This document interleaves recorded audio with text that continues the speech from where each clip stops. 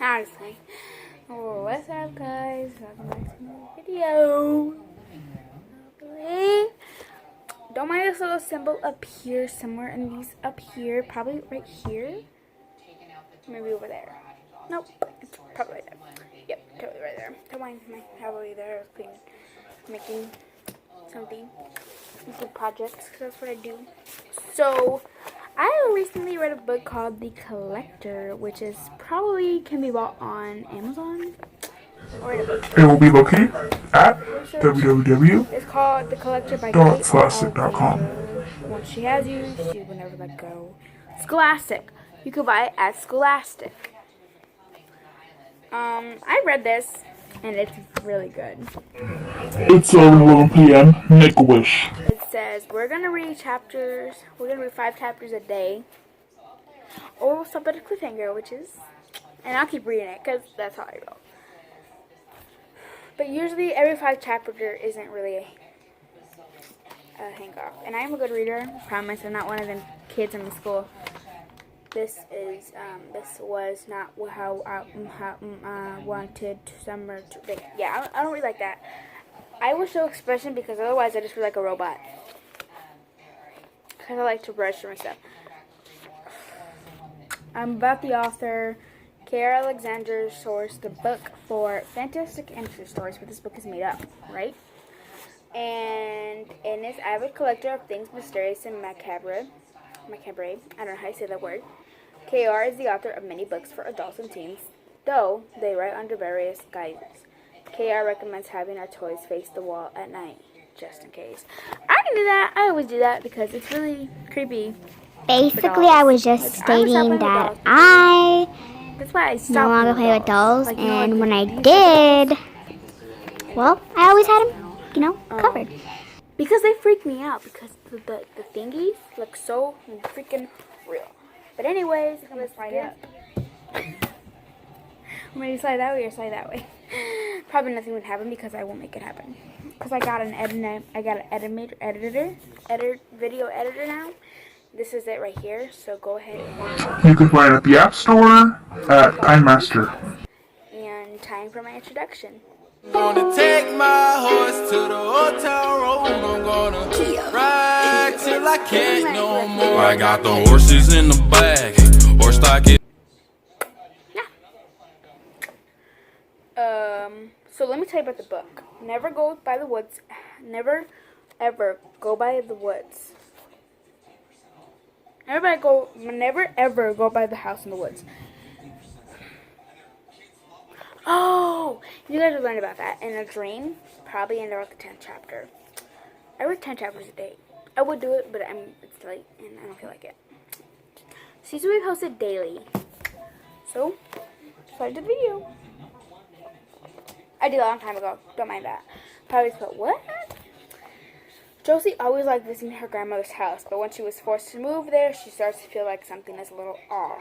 Her grandmother has some very strange rules. Never leave your windows open after dark. No dolls in the house. Never ever go by the house in the woods. A little spooked, Josie is relieved to find that her school seems pretty normal. She even manages to make friends with the popular girl named Vanessa. When Vanessa invites Josie back to her house to hang out, Josie doesn't question it. Not even when Vanessa takes her to the woods and down an outdoor road towards the very house her grandma had warned her about. The house has been calling for her. The house that has been calling for her. The Collector by Kate Alexander. For those who want to know what goes bump in the night. Boom, boom, boom. Sorry for the last video that I just posted. I'm not sure if it's up, but this one would definitely be up because I will leave the phone on the thing. Because that's how I roll. And basically, it just puts copyright. It's not a copyright, but if you literally go word for word and type it, blah, blah, blah, blah, that's called copyright. Chapter 0. Oh, is it chapter 0? I didn't even notice. Oh, it's like an introduction. So basically, that's what you can call it. This was not how I wanted summer vacation to end. Driving with my mom and my sister through cornfield, Ardenwold to visit my grandmother's house. Not for a fun weekend visit, but for good. I was ready to be bored. I was ready to be lonely. But I wasn't ready to face off against an evil power that wanted me D-E-D. D-E-A-D. Dead. As editing this now, I realized that I forgot to tell you guys in the beginning, these chapters are very short. It's just the one, I think it's the one before the last chapter and the very first chapter. Those two are long. 2 is like 3 pages. The rest are like 2 to 3 pages or 1 page. One is even 1 page. And that's the last chapter. I'm not sure about any other chapters, but I'm pretty sure it's that one. But sorry, I had to tell you. Okay, chapter 1. Do I get my own room? Anna asked when we drove down Grandma Jeannie's driveway. Josie snores. I let her have the front seat. Sometimes my little sister could be such a pain. Yes, Anna, Mom said. You both get your very own rooms. It's an upgrade, see? You need internet to get upgrades, I muttered, crossing my arms. Grandma Jeannie didn't have any internet service. My phone barely even worked out here. Josie, Mom began, but she didn't finish her warning. She'd already told me many times not to make a fuss because this was hard on everyone. Yeah, sure. She didn't have to start 6th grade at a new school in the middle of nowhere. Grandma's house came into view. It was huge, much bigger than our apartment in Chicago had been. This place had 3 whole stories with big windows on each side and a porch that wrapped all the way around. A big yard stretched out on all sides, and past the swing set and small April orchid was a thick forest that looked like it was filled with brambles and secrets. Even now, on a warm evening, the trees looked dark and cold. The front door opened, and Grandma Jeannie came out. She was shaky and leaned heavily on the door, but she was smiling, even though I really didn't want to be here. Soon her smile made me smile too. Hi, Grandma.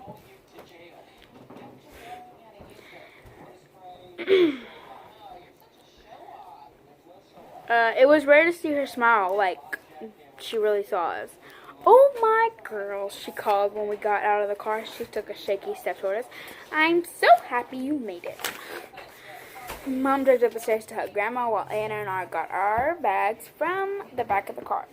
There weren't many. Mom had shipped a few boxes ahead of us, and the rest of our life was in storage. Hi, Grandma Jeannie, Anna said, running up to hug her. I was right behind. Oh, my girls, Grandma said again. I looked at Mom. Her smile looked forced as she watched Grandma, but then Grandma looked back to Mom. How was the drive, dear? It was fine, Mom. I think we're all a bit tired, though. Well, then, I have some sun tea in the kitchen. Why don't we have a drink out here before dinner? Mom agreed and went inside to get the tea while Grandma led Anna and me to the patio table. She's an old woman, Mom reminded us a million times on the car ride here. Her memory's fading, and she's not always making sense. Just be patient with her and act like you know what she's talking about, even if you don't. That's why she won't get too frustrated. That way she won't get too frustrated. Now, girls, Grandma Jeannie told us once we were settled. Her voice was a strong whisper. There are 3 rules for living here. 1, never leave your windows open after dark, even if it's hot. 2, no dolls in the house. 3, never, ever go by the house that lives in the forest. That's where Beryl lives. It's supposed to be woods, I didn't say forest. She looked out of the forest when she said it. I stared too. It gave me a chill. Anything could be hiding out there. Whenever we visited before, she never let us out of our sight. But she never mentioned a house before. Or Beryl. Who or what was Beryl? I wanted to ask, but I didn't want to upset her. It was clear from her eyes that it upset her enough just to say the name. Don't worry, Grandma, I assured her, patting her arm. We'll follow the rules. Mom came out there and handed us the sun tea. I really didn't want it. I wanted soda, but Grandma Jeannie didn't have that. So I needed to get used to it for now. Grandma and Mom talked about the drive for a bit. I turned them out. I was trying to prepare myself for tomorrow, my first day at a new school in a new town. It made my stomach hurt to think about it. How was I going to find my way around? How would I make friends? What if the kids made fun of me because I wasn't from around here. I had already stopped worrying about what Grandma had said. Her rules were strange, but that was just how things were here. The only thing I could do was follow along. I only tuned in back in when Grandma started talking about Grandpa Tom, which is actually the name of my grandpa. He'll be right down, Grandma said. He'll be so happy to know you're here. Mom went quiet. Anna shot me a shocked. Can you believe she said that? Look. Grandpa Tom had passed away 5 years ago. I barely remember him. Let's get you inside, Mom. Our mother said, I think maybe you could use a nap. Tom will be happy, Grandma continued. She let Mom help her up and guide her toward the house. Girls, could you get the rest of the bags? Mom asked. I knew she wanted to keep us busy. She hated seeing Grandma like this. It seemed to be happening more and more often. That was one reason we were here, to make sure Grandma wasn't in danger. Mom was worried she'd fall down the stairs or hurt herself. And when Mom lost her job, it made sense for us to come here. Or at least, it made sense to the adults. It still didn't make sense to me. All we knew was that Grandma wasn't entirely with us anymore. Some days she was better than others. And we also knew not to go into the woods. As soon as Anna and I were safe a distance away, heading to the car while Mom let Grandma inside, Anna asked, Do you think she's okay? I shrugged. That was weird about Grandpa, right? I shrugged again. I wished she'd get the hint that I didn't want to talk about it. But she went on, Who do you think Beryl is? You asked too many questions, I replied. I started lugging the suitcases from the trunk while she grabbed another bag from the back seat. A breeze blew from the woods, and I heard a noise that set another wave of chills down my back. I stopped what I was doing and looked to the trees. Nothing moved. What are you looking at? Anna asked. I nearly jumped out of my skin. Did you hear that? I asked. What? I looked away from the woods, back to her. Nothing, I said. Come on, let's get these inside. I didn't want to be out here there any longer. That noise. I swore I heard an old woman laughing. That's the end of chapter 1. Okay. Forgot what I was going to say. Oh well. Chapter 2. Josie. Anna's voice grew quiet. But since it was unexpectedly at me, through the dice in the summer room, it nearly made me scream. I was in bed staring at the moon out the window and still wondering what tomorrow would be like. She was supposed to be asleep. We had school in the morning. What do you want? I grumbled. I sat up and looked at her. She was peering through the door, crack under my doorway. I could see her stuffed bear hand dangling from her hand. She didn't answer at first. Instead, she looked back as if she was worried that Mom was going to catch her. Then she stepped into the room and closed the door quietly behind her. I was wondering if I could sleep in here, she asked. I groaned. The first night with the big room all to myself, and Anna was having nightmares again. Anna, we've already talked about your bad dreams. She shook her head before I finished my hands. That crept into my bed. It's not dreams, she said. I haven't even fallen asleep yet. Another groan from me. We had that talk too. How something when you dream, you don't think you're dreaming. Anna had a hard time distinguishing reality from dreams. Mom said I was just like her age, but I didn't believe it. You're 7 years old, I said. You're too big for bad dreams. I wasn't dreaming, she yelled. Then she slapped her hand while I shushed her. Sorry, she whispered. I said I wasn't dreaming. I heard something from the woods. That made me step straighter. Part of the reason I was stuck from thinking about school, but another part, I didn't want to admit. Was that? Couldn't stop hearing things from outside. Coyotes, I told myself. Or owls. I've watched enough nature documentaries to know that a lot of animals woke up at night to hunt, especially in the forest. The noises were natural, even if they were scared. They're just animals, I said. Animals don't laugh, she whispered back. Some hyenas do. I knew there weren't hyenas in Illinois, but she didn't know to know that. There weren't animals, she replied. I know it. I think they were talking about us. I shivered. Are you sure you want to sleep? I asked. She shook her head. Her stuffed bear hugged tight. Positive. Fine. I rolled over and pulled the blanket cover for her. But this is the last time. I still haven't forgiven you for telling Mom I snore. I couldn't help it. I giggled. She could be so serious sometimes. Oh, I skipped a freaking whole part. I still haven't forgiven you for telling Mom I was wrong, but you do. And I whispered, "You're like a train." Anna giggled. I couldn't help it. I giggled. She could be so serious sometimes. Anna giggled too and curled over. "Good night, Josie," she said. "Good night, Anna. Don't let the big book bite." "They won't bite me. They'll be too busy nibbling on you." I giggled again, but I didn't fall asleep right away. I lay there for a while, listening as her breathing slowed down and occasionally stifled. If anyone snored, it was her. I couldn't get what she said about us on my bed, in my head. I think they were talking about us. I knew it was stupid to believe her. She'd probably fallen asleep without knowing it and slipped into a strange dream. But that didn't make me feel so much better. I'd been hearing something all day, too. Something from the woods. Something from the one place we weren't supposed to go. And if it was calling for Hannah, too, it meant it was real. And it wanted us. That is now chapter 2. On to chapter 3. And this has been 16 minutes. I knew it was a bad dream. I knew it was a bad dream. Oh, sorry. It said it twice. I knew it was a bad dream because I wouldn't have walked into the woods on my own at night. Still, I could smell the sharp tang of crushed berries and sap. Could hear the snap of branches under my feet and howl at the distant wind. I could feel the biting cold in my skin. I could taste the fear in my throat as I walked. I didn't know why I was dreaming out of the woods, behind Grandma Jeannie's house. I didn't know why I was waking up. I just knew I had to keep walking. If I stopped walking, she would follow me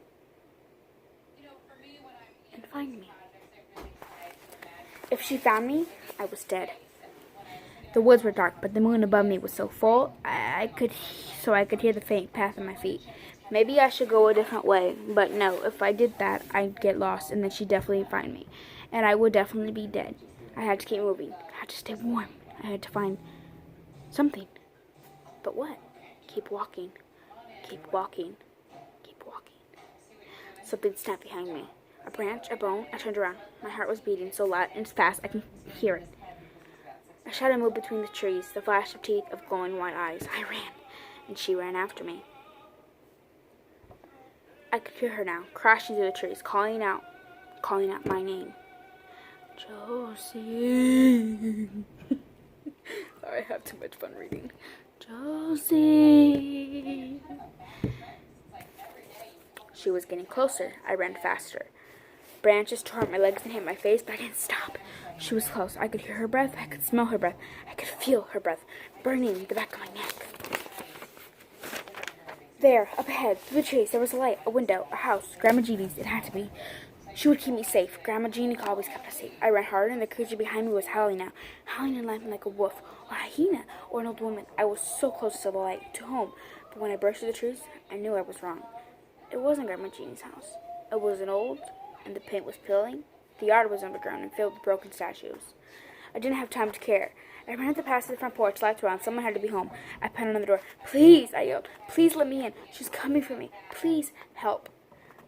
A shadow moved behind the curtain. The creature howled behind me. The door opened. I looked at the person who opened it, and it wasn't a person at all.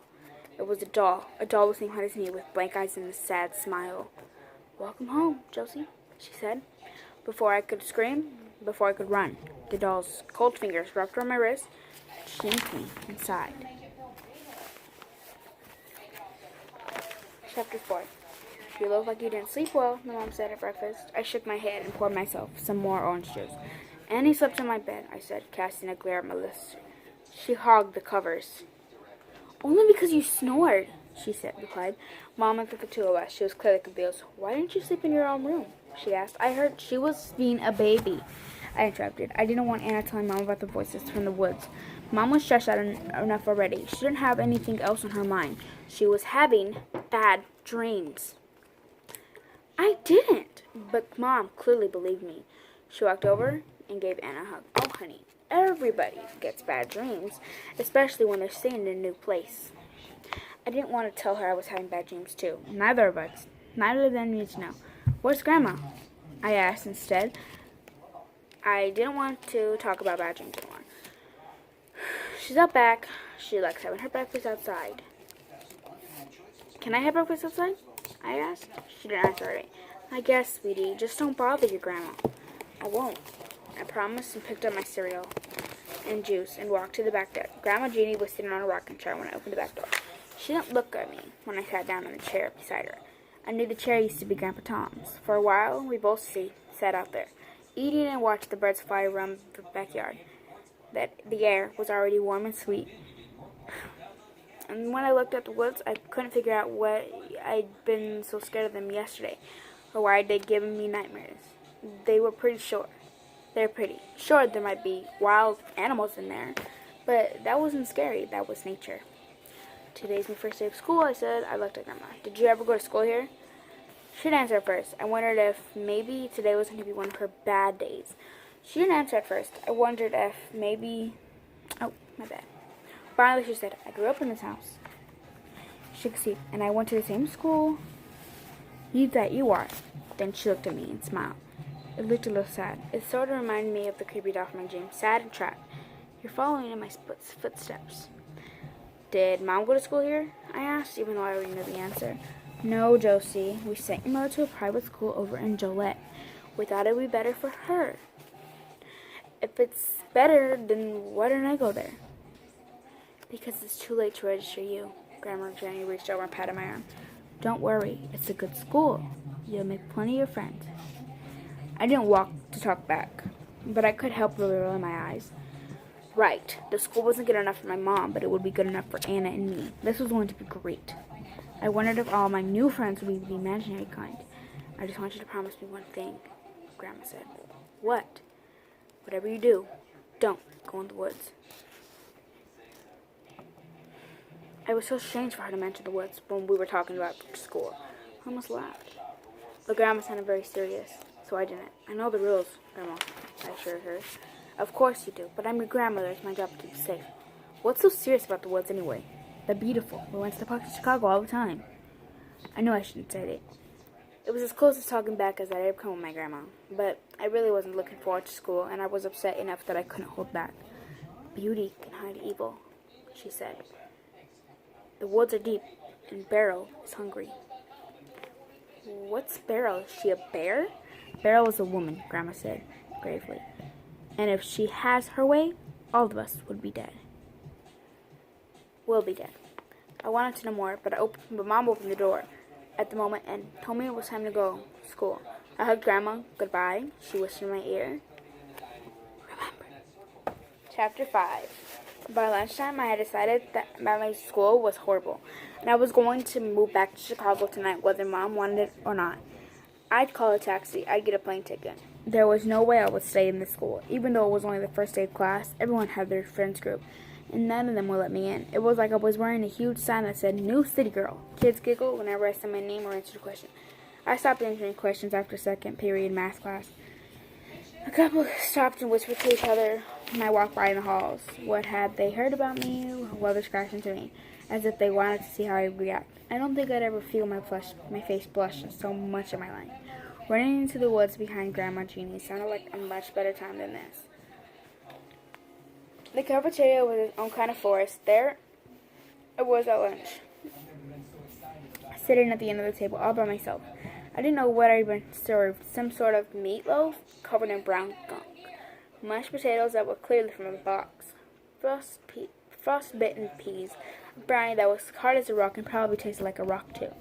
I didn't eat meat. It made me wish I was back in middle school. At least there we can give a salad bar. I imagine if I asked the lunch staff here for salad, they'd give me a plate of grass. Tears formed in my eyes as I pushed the food around my plate. I was hungry and I was homesick, and I hated it here. Back home, I'd be eating lunch with my best friends. They were doing it right now. We'd laugh about our science teacher or talk about which kids we thought were cute. Then we planned to hang out later after school. I missed them, all of them. I couldn't even text or call because I couldn't get reception anywhere in this backward town. I hated this place. Can I sit here? A girl's voice asked me. I didn't look up. It was probably someone just playing another joke, and I didn't want to be the punchline man. Excuse me? They made me look. I'd bumped into 12 times in the hall, and no one had ever said excuse me. Not with that, especially not with that accent. She didn't sound like she was from around here, like me. For a moment, I thought maybe she was imaginary. She was definitely not from around here. She was in nice jeans and a simple black top, and she had tons of braces on her arm and perfectly manicured nails. She also wore Bench's locket and gold chain around her neck. Her hair was long and curly, and when she smiled, she had huge dimples. And she was wearing makeup, but unlike anybody else, she knew how to put it on. She looked familiar somehow, but that was because she looked like someone I'd seen check out. Hi, I asked. She laughed. Why was that a question? Because I don't know why you're talking to me. I looked around at the cafeteria. At the rest of the cafeteria. Everyone here pretends I don't exist, unless they're making fun of me. The girl looked down. Don't worry about them. They're simple. She'd say simple like it was. She said simple like it was a curse word, and it made me feel ungrateful. It made me feel suddenly grateful. She didn't think that I was simple. She set down her lunchbox and held her hand. I'm Vanessa. Josie, I said, taking her hand. She had a very firm shake, and her fingers were cold. May I sit? I didn't realize she was still waiting for my permission. I nodded. Thank you, she replied. She sat down, but she didn't start eating. So, she said, looked at me. You're new here? Yeah, my sister and I moved in with my grandma yesterday. I'm from Chicago. Why would you leave Chicago for this? I must laugh about the truth. I almost answered with the truth. Mom lost her job and Grandma was losing her memories. But then I remembered this Vanessa girl wasn't one of my friends. I barely knew her. Mom wanted to change in the city, I said. I hope they made it sound sophisticated, not lost. Definitely a huge change, Vanessa said. Well, don't worry, Josie. I'll take care of you. I didn't know how to respond to that. So instead, I pushed around the meatloaf a bit more. My first job as your friend is to tell you not to eat that. Vanessa went on, I think it's the same meatloaf they saved last year. I told her I was a vegetarian, and she thought she was the only one in the whole town, or had been, until I came along. I didn't know why that made me feel better, but it did. At least I felt a little less alone. She started telling me what teachers were good and what teachers were bad, and what kids I needed to go to avoid, which was pretty much everyone. The way she described the place, it seemed like she was the only one here who might understand me. And looking around, I believed it. The kids who watched us stared openly. I felt like a zoo animal. I turned my attention back to Vanessa. Having her there made me feel a lot less singled out. I listened intently. I was so caught up in what she said, I didn't even notice that I'd eaten most of my peas, and not managed to break my tooth on the brownie. By the time the lunch bell rang, I still hated it here, but I hated it a little less than before.